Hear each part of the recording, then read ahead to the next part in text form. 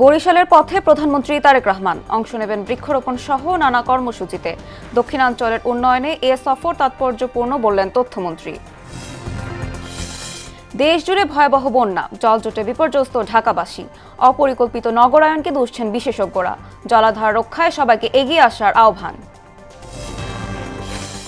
বেহাল নেত্রকোনার বারহাট্টা নৈহাটি সড়ক ভাঙাচোরা খানাখন্দে প্রতিদিনই ঘটছে দুর্ঘটনা। দ্রুত সংস্কারের দাবি স্থানীয়দের। এবং কাল রাত 1টায় শুরু বিশ্বকাপ ফুটবলের সেমিফাইনাল লড়াই। ইতিহাসে প্রথম ফিফা র্যাঙ্কিংয়ের শীর্ষ 4 দল মুখোমুখি।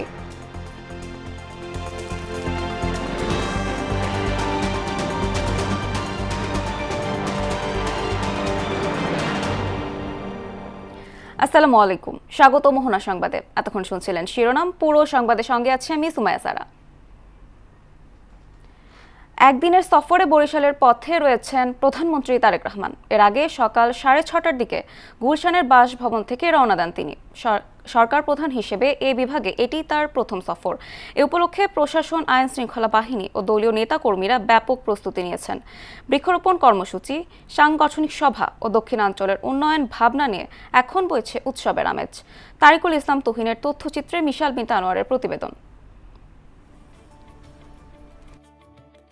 বরিশাল সফরের উদ্দেশ্যে পথে রয়েছেন প্রধানমন্ত্রী তারেক রহমান। সকাল 6:30টার দিকে গুলশানের বাসভবন থেকে সড়ক পথে রওনা দেন তিনি। তার সঙ্গে প্রেস উইং ও প্রধানমন্ত্রীর দফতরের কর্মকর্তারা রয়েছেন। পথে সর্বস্তরের মানুষের উষ্ণ ভালোবাসায় সিক্ত হন প্রধানমন্ত্রী তারেক রহমান। 2026 সালে বিএনপি সরকার গঠনের পর প্রথমবারের মতো বরিশাল সফরে যাচ্ছেন তিনি। এই সফরকে কেন্দ্র করে বরিশাল জুড়ে চলছে ব্যাপক প্রস্তুতি। প্রধানমন্ত্রীর সফর সফল করতে সরকারি দফতর, প্রশাসন, আইন শৃঙ্খলা বাহিনী এবং দলীয় নেতাকর্মীরা সমন্বিতভাবে কাজ করে যাচ্ছেন। প্রধানমন্ত্রী জনাব তারেক রহমান আমাদের বরিশালে আসতেছে, এজন্য আমরা বরিশালবাসী সকলেই আনন্দিত। বরিশালে কর্মসংস্থান দ্রুত গতিতে করা হয়, তাইলে আমি মনে করি যে বরিশাল দ্রুত গতিতে ডেভেলপ হবে। দক্ষিণাঞ্চলের প্রবেশদ্বার খ্যাত গৌরনদীর বাটাজোর এলাকায় বৃক্ষরোপণ কর্মসূচিতে অংশ নেবেন প্রধানমন্ত্রী তারেক রহমান। এছাড়া বরিশাল নগরীর কীর্তনখোলা নদীর তীরবর্তী 30 গোডাউন বদ্ধভূমি এলাকায়ও একই কর্মসূচিতে যোগ দেওয়ার কথা রয়েছে। যেহেতু প্রধানমন্ত্রী আসবেন, সব ধরনের প্রস্তুতি আমাদের দলীয় পক্ষ থেকে, প্রশাসনের সর্বস্তর থেকে আমরা ঐক্যবদ্ধভাবে, সম্মিলিতভাবে আমরা কাজ করে যাচ্ছি। আমরা প্রত্যাশা করব আমাদের মানবিক প্রধানমন্ত্রী তিনি তার সুবিবেচনা, এই সমস্ত বিবেচনা করে বরিশালবাসীকে তিনি ধন্য করবেন। বরিশাল 1 আসনের সংসদ সদস্য এবং তথ্য ও সম্প্রচার মন্ত্রী জহির উদ্দিন স্বপন বলেন, দক্ষিণাঞ্চলের উন্নয়ন পরিকল্পনা সহ নানা মানদণ্ডে সরকার প্রধানের এই সফর খুবই গুরুত্বপূর্ণ। এবারে শুধুমাত্রই বৃক্ষরোপণটাকে গুরুত্ব দেওয়া হচ্ছে এবং আপনারা জানেন যে আমরা ইতিমধ্যেই ফ্যামিলি কার্ড, ইতিমধ্যে কৃষক কার্ড, তারপরে বিভিন্ন ধর্ম প্রতিষ্ঠানের আলেম এবং ইমাম মুয়াজ্জিনদের জন্য আমরা কার্ড দিয়েছি। এই প্রোগ্রামের একটা অংশ হিসাবেই দক্ষিণাঞ্চলে আগমন। স্থানীয়দের প্রত্যাশা, এই সফরে দক্ষিণাঞ্চলে যোগাযোগ ব্যবস্থার উন্নয়ন, শিল্পায়ন, কৃষিখাতের অগ্রগতি এবং নতুন কর্মসংস্থান সৃষ্টির বিষয়ে গুরুত্বপূর্ণ দিক নির্দেশনা আসবে। তাই শুধু রাজনৈতিক অঙ্গনই নয়, সাধারণ মানুষের মধ্যেও দেখা দিয়েছে ব্যাপক উৎসাহ উদ্দীপনা। মিশাল বিনতে আনোয়ার, মোহনা সংবাদ। টানা বর্ষণ ও পাহাড়ি ঢলে চট্টগ্রাম, বান্দরবান, হাতিয়া, চুয়াডাঙ্গা ও গাজীপুর সহ দেশের বিভিন্ন জেলায় বন্যা পরিস্থিতির অবনতি হয়েছে। তীব্র স্রোতে সড়ক যোগাযোগ বন্ধ থাকায় দুর্গত এলাকায় ত্রাণ পৌঁছানো সম্ভব হচ্ছে না। বান্দরবানের প্রধান সড়কে পানি জমে সারা দেশের সঙ্গে এখনও সড়ক যোগাযোগ বিচ্ছিন্ন রয়েছে। এদিকে জলাবদ্ধতায় গাজীপুরে ভোগান্তি বেড়েছে শিক্ষার্থী ও কর্মজীবী মানুষের। প্রতিনিধিদের তথ্যে জানাচ্ছেন ডলি বিনতে মনোয়ারা। চট্টগ্রামে টানা কয়েকদিন ভারী বর্ষণের পর বৃষ্টির তীব্রতা কিছুটা কমেছে, তবে নগরীর নিম্নাঞ্চলে পানি জমে থাকায় জনজীবন স্বাভাবিক হয়নি। আবহাওয়া অধিদপ্তর জানিয়েছে, সক্রিয় মৌসুমী বায়ুর প্রভাবে চট্টগ্রাম সহ দেশের বিভিন্ন এলাকায় আগামী 24 ঘন্টায় মাঝারি থেকে ভারী বৃষ্টি হতে পারে। এতে পাহাড়ি এলাকায় ভূমিধস ও নিম্নাঞ্চলে জলাবদ্ধতার ঝুঁকি রয়েছে। টানা বর্ষণে চুয়াডাঙ্গার দামুরহুদা মুজিবনগর আঞ্চলিক সড়কের প্রায় 1 কিলোমিটার ধসের ঝুঁকিতে পড়েছে। নিরাপত্তার স্বার্থে প্রায় 12 কিলোমিটার সড়কে সব ধরনের যান চলাচল বন্ধ রেখেছে প্রশাসন। স্থানীয়দের অভিযোগ, দীর্ঘদিন ধরে সড়কের পাশ থেকে অবৈধভাবে বালু উত্তোলনে রাস্তার ভিত্তি দুর্বল হয়ে পড়েছে। কয়েকদিনের ভারী বৃষ্টিতে পরিস্থিতির আরও অবনতি হয়েছে। অভিযোগ পেলে তদন্ত করে আইনগত ব্যবস্থা নেওয়া হবে বলে জানান উপজেলা নির্বাহী কর্মকর্তা। টানা কয়েকদিনে ভারী বর্ষণ ও পাহাড়ি ঢলে বান্দরবানের সাঙ্গু নদীর পানি এখনও বিপদসীমার উপর দিয়ে প্রবাহিত হচ্ছে। প্রধান সড়কে পানি জমে থাকায় সারা দেশের সঙ্গে এখনও যোগাযোগ বিচ্ছিন্ন রয়েছে। নদীর তীরবর্তী ঘরবাড়ি সহ বালাঘাটা, ক্যামলং, আর্মিপাড়া, ইসলামপুর, শেরেবাংলা নগর সহ নিম্নাঞ্চলে পানিবন্দী হয়ে পড়েছে অসংখ্য মানুষ। বাসায় যাচ্ছি, পানি উঠে গেছে রাস্তায়, কারেন্ট নাই, নেটওয়ার্ক নাই। পাহাড় ভেঙে দশে পড়ে গেছে, বাসায় একদম মানে ঢুকে পানি টানি যে অবস্থা হয়ে গেছে, বাসায় আপনার খাবার নাই।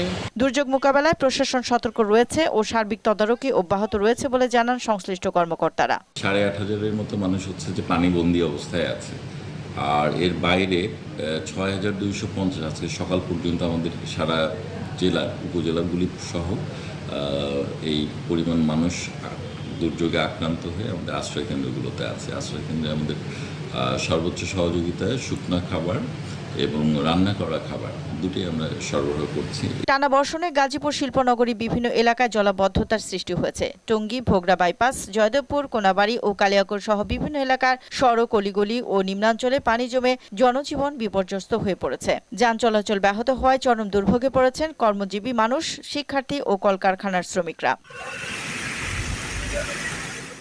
কালিয়াকৈরে কলার ভেলা ও নৌকায় চলাচল করছে মানুষ। স্থানীয়দের অভিযোগ, অপর্যাপ্ত ড্রেনেজ ব্যবস্থা ও পানি নিষ্কাশন ব্যবস্থা না থাকায় সামান্য বৃষ্টিতেই জেলার বিভিন্ন এলাকায় জলাবদ্ধতার সৃষ্টি হয়েছে। ডলি বিনতে মনোয়ারা, মোহনা সংবাদ। জলজটে বিপর্যস্ত রাজধানীর জনজীবন। বিশেষজ্ঞদের মতে অপরিকল্পিত নগরায়ন ও জলধারা দখল হয়ে যাওয়ায় এই অবস্থা তৈরি হয়েছে। সমাধানে জলাধার রক্ষায় দায়িত্বশীলদের এগিয়ে আসার তাগিদ দেন তারা। বিস্তারিত বিজন কুমারের প্রতিবেদনে। দেখে মনে হচ্ছে উত্তাল সমুদ্রের ঢেউ, কিন্তু না, এই চিত্র রাজধানীর নিউ মার্কেট এলাকার। আষাঢ়ের টানা বৃষ্টিতে তলিয়ে গেছে সড়ক, চরম দুর্ভোগে পড়েছেন পথচারীরা। বৃষ্টিপাতের ফলে অনেক জায়গায় এই জলাবদ্ধতার সৃষ্টি হচ্ছে। ঢাকা শহরে জলাবদ্ধতা অনেক ভয়াবহ অবস্থা, হাঁটার চলার সমস্যা, ব্যবসায়ীদের সমস্যা। শুধু নিউ মার্কেট নয়, নগরীর বিভিন্ন এলাকা তলিয়ে যাচ্ছে টানা বৃষ্টিতে। কোথাও হাঁটু সমান, কোথাও আবার জমে থাকা পানির মাত্রা আরো বেশি। স্বাভাবিক যান চলাচল ব্যাহত হওয়ার পাশাপাশি ভাটা পড়েছে ব্যবসায়ও। বৃষ্টি হলে আর এরকম হয় না, মানে বিক্রি হয় না, মানে পানির কারণে কোনো ব্যবসা নাই ভাই। হালকা 20 মিনিট বৃষ্টি হলে মনে করেন দোকানের ভিতরে পানি চলে যায়। সরকারের নজরদারি ও সময় উপযোগী ব্যবস্থা না থাকায় সামান্য থেকে মাঝারি বৃষ্টিতেই নগর জুড়ে জলাবদ্ধতার সৃষ্টি হচ্ছে বলে দাবি নগরবাসীর। অ্যাকচুয়ালি জলাবদ্ধতা আমরা প্রতি বছরই এরকম দেখতেছি, কোনো বছরই দেখতেছি না যেটা ঠিক হচ্ছে। নিউ মার্কেট বাসী তো কেউই দেখে না, দেখলে এইভাবে থাকতো তাহলে আরো পরিবর্তন হইতো। দেখলে এদিকে জলজট পরিস্থিতি পরিদর্শন করেন ঢাকার 2 সিটি কর্পোরেশনের প্রশাসক। এ সময় দ্রুত পানি নিষ্কাশন ও নাগরিক দুর্ভোগ কমাতে তাৎক্ষণিক পদক্ষেপ নেওয়ার নির্দেশ দেন তারা।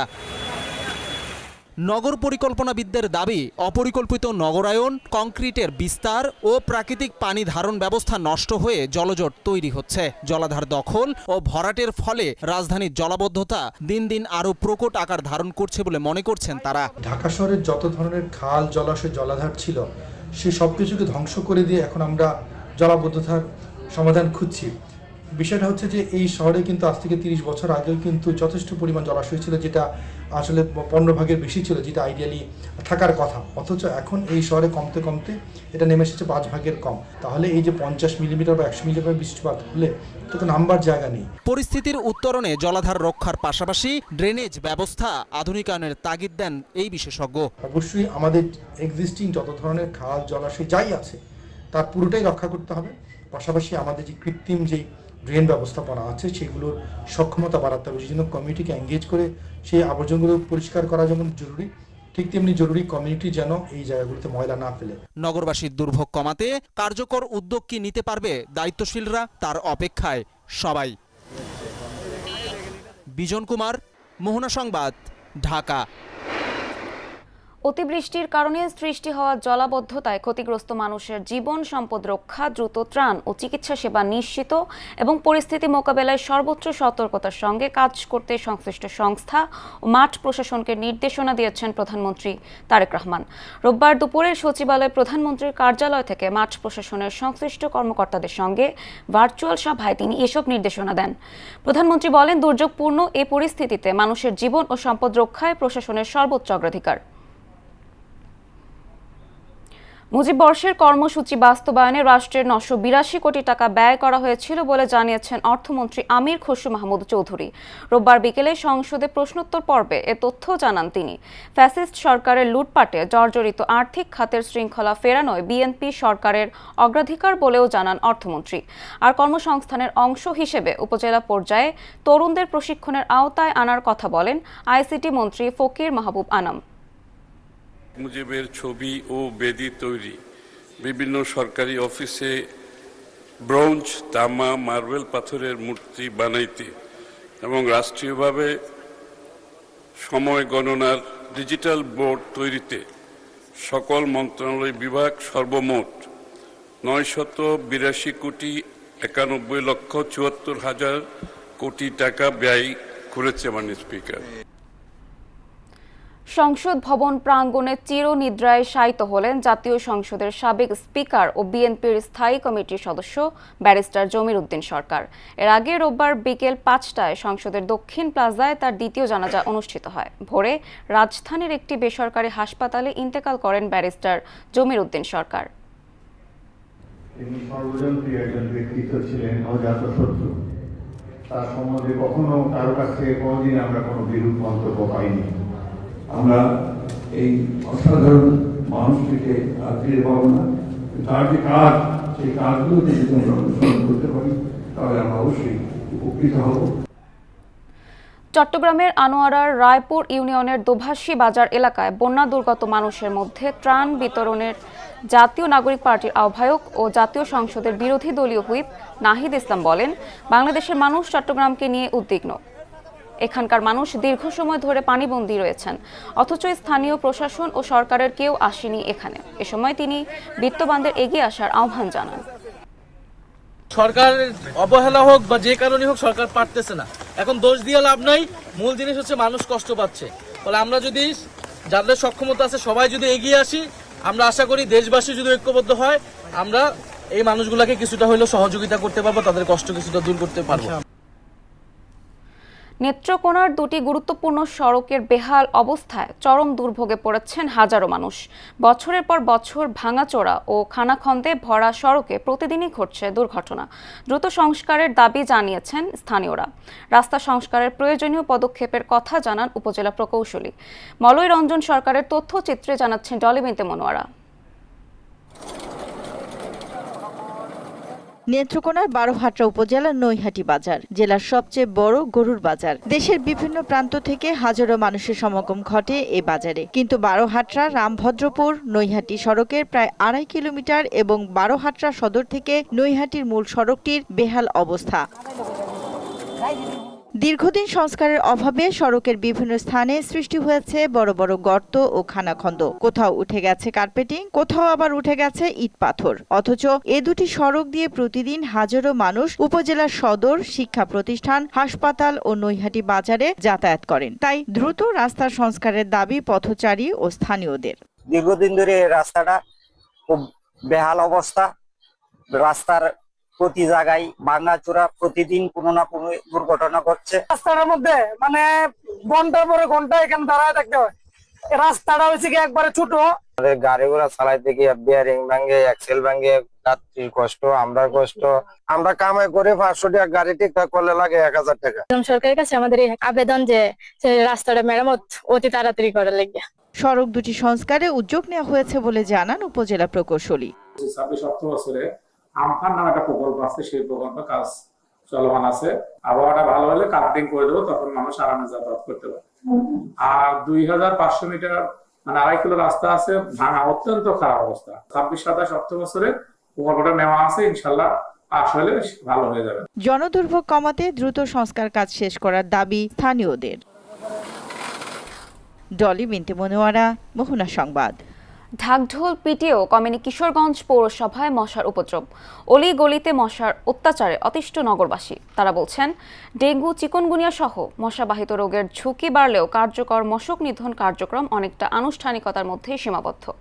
ওমর সিদ্দিক রবিনের প্রতিবেদন, জানাচ্ছেন মিশাল বিনতে আনোয়ার। 14 মার্চ শহরের আখড়া বাজার চত্বরে ঘটা করে শুরু হয় মশক নিধন অভিযান। পৌর কর্তৃপক্ষ 8টি ফগার মেশিনের মাধ্যমে ওষুধ ছেটালেও দৃশ্যমান কোনো ফল নেই। পরবর্তীতে দফায় দফায় সেমিনার ও পরিচ্ছন্নতা কর্মসূচি পালন করা হলেও বাস্তবে ড্রেন ও জলাবদ্ধতা দূর করতে নেওয়া হয়নি কার্যকর উদ্যোগ।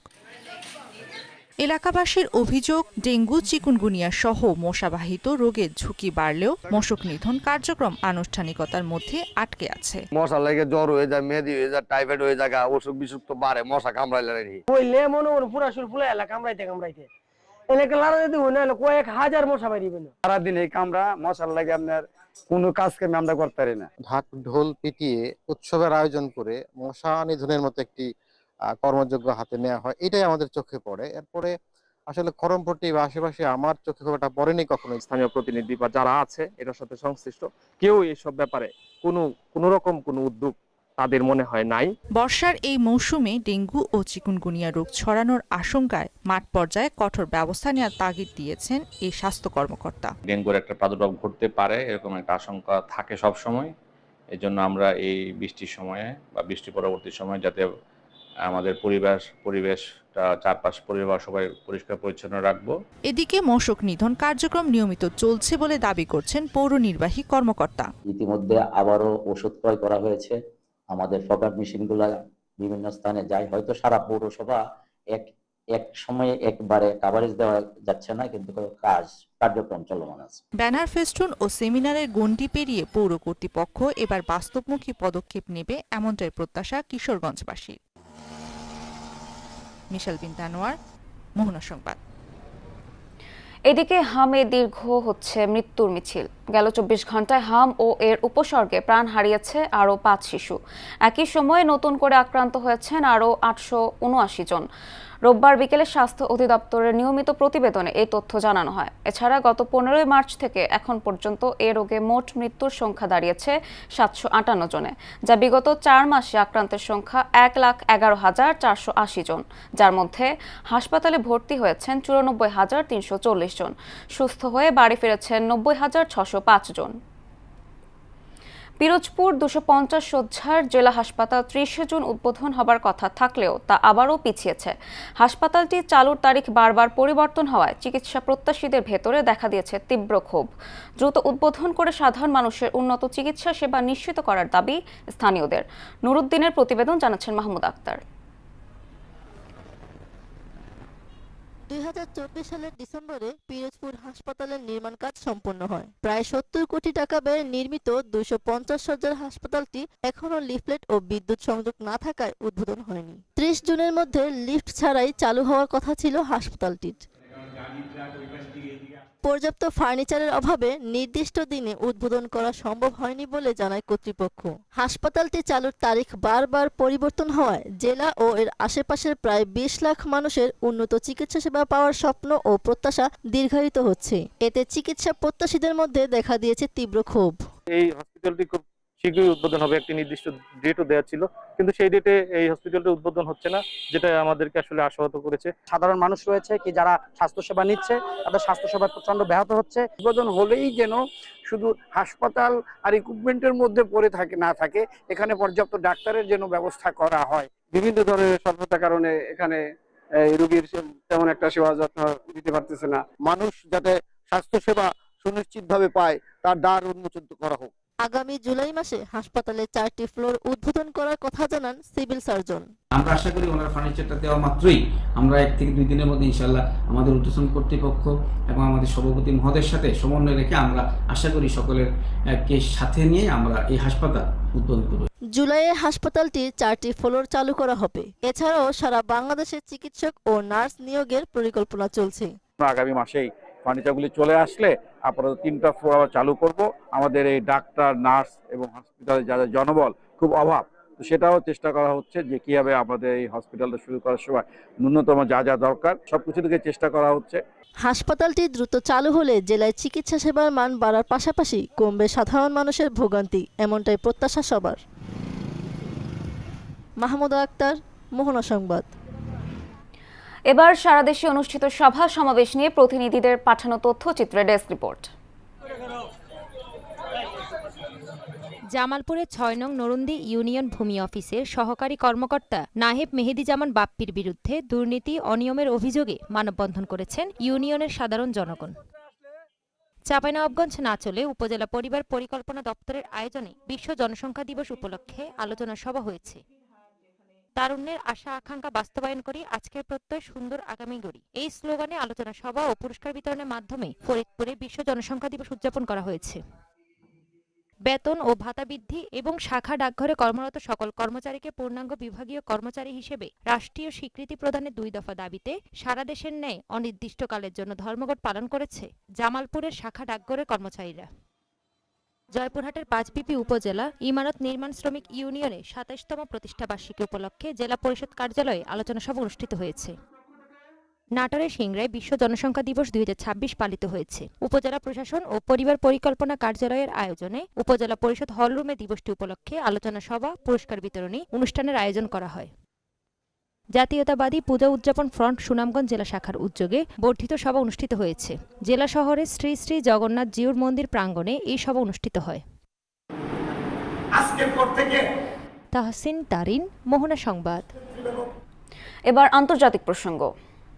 থাইল্যান্ডের রাজধানী ব্যাংককের একটি বারে ভয়াবহ অগ্নিকাণ্ডের ঘটনা ঘটেছে। এতে অন্তত 27 জন নিহত হয়েছেন। আহত অবস্থায় আরও 60 জনের বেশি মানুষ হাসপাতালে চিকিৎসাধীন রয়েছেন। আগুন লাগার কারণ এখনও নিশ্চিত হওয়া যায়নি। এ ঘটনায় তদন্ত শুরু করেছে কর্তৃপক্ষ। পরে রাতে ঘটনাস্থলে যান থাই প্রধানমন্ত্রী অনুতিন চানভিরাকুল। সেখানে সাংবাদিকদের সঙ্গে কথা বলার সময় তিনি জানান, এখন পর্যন্ত 27 জনের মরদেহ উদ্ধার করা হয়েছে। এছাড়া আহতদের হাসপাতালে নেওয়া হয়েছে। আগুন লাগার কারণ এখনও তদন্ত করে দেখা হচ্ছে। খবরে বলা হয়েছে, দমকল কর্মীরা প্রায় আধা ঘন্টার চেষ্টায় আগুন নিয়ন্ত্রণে আনতে সক্ষম হন। দর্শক, এ পর্যায়ে জানিয়ে দিচ্ছি আজকের সংবাদপত্রের গুরুত্বপূর্ণ শিরোনাম।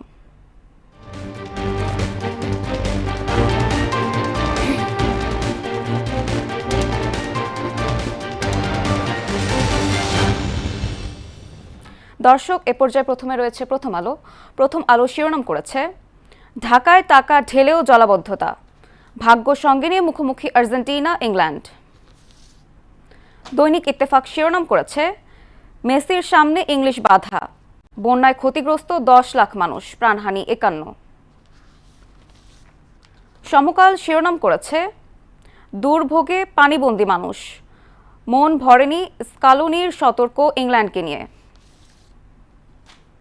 বাংলাদেশ প্রতিদিন শিরোনাম করেছে, দুর্যোগ মোকাবেলায় চায় জাতীয় সংহতি, নগর জুড়ে জলাবদ্ধতা ভোগান্তি। যুগান্তর শিরোনাম করেছে, যমুনা গ্রুপের প্রতিষ্ঠাতা নুরুল ইসলামের 6ষ্ঠ মৃত্যুবার্ষিকী আজ, সৃষ্টিতেই যার সার্থক জীবন, ভারী বৃষ্টিতে ডুবল ঢাকা, দিনভর চরম দুর্ভোগ।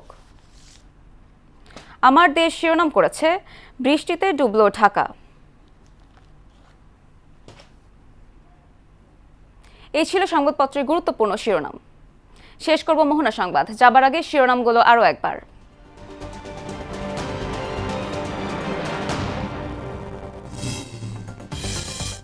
বরিশালের পথে প্রধানমন্ত্রী তারেক রহমান অংশ নেবেন বৃক্ষরোপণ সহ নানা কর্মসূচিতে।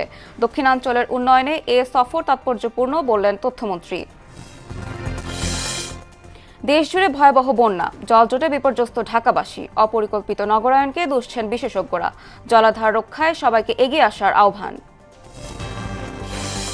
বেহাল নেত্রকোনার বারহাট্টা নৈহাটি সড়ক, ভাঙাচোরা খানাখন্দে প্রতিদিনই ঘটছে দুর্ঘটনা, দ্রুত সংস্কারের দাবি স্থানীয়দের।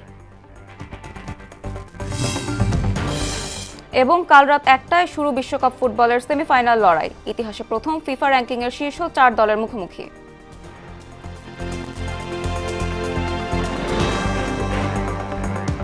এই ছিল মোহনা সংবাদে। পরবর্তী সংবাদ দুপুর 1টায়। এর আগে বেলা 11টায় দেখুন সংবাদ এক নজরে। মোহনার সবশেষ খবর জানতে ভিজিট করুন www.mohana.tv। সংবাদ দেখতে পারেন ফেসবুক, ইউটিউবেও। এতক্ষণ সঙ্গে থাকার জন্য ধন্যবাদ সবাইকে।